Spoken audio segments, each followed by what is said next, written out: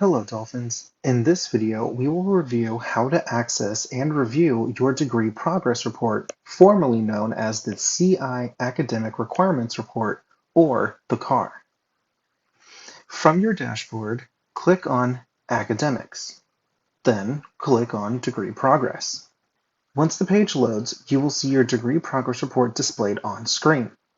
On the left side of the page, you will see two main sections, one for a notice line, and the remainder for your requirements that are needed in order to graduate from CI.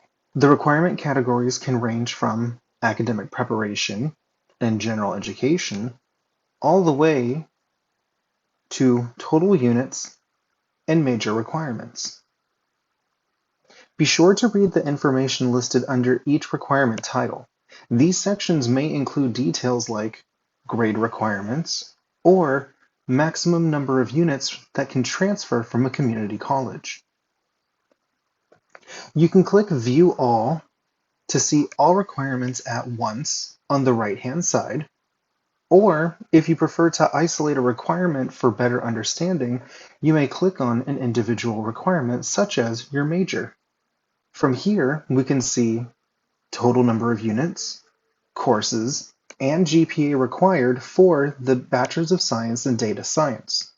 Under that, we have lower division requirements, data science sequence requirements, the upper division requirements, upper division elective requirements, and major residency requirements. Clicking into these requirements will show you how many units and courses are needed in order to complete the major. They will also show you courses required in order to complete the requirement. For assistance with the degree progress report, you may use Dolphin Navigate to schedule a 30-minute academic advising appointment.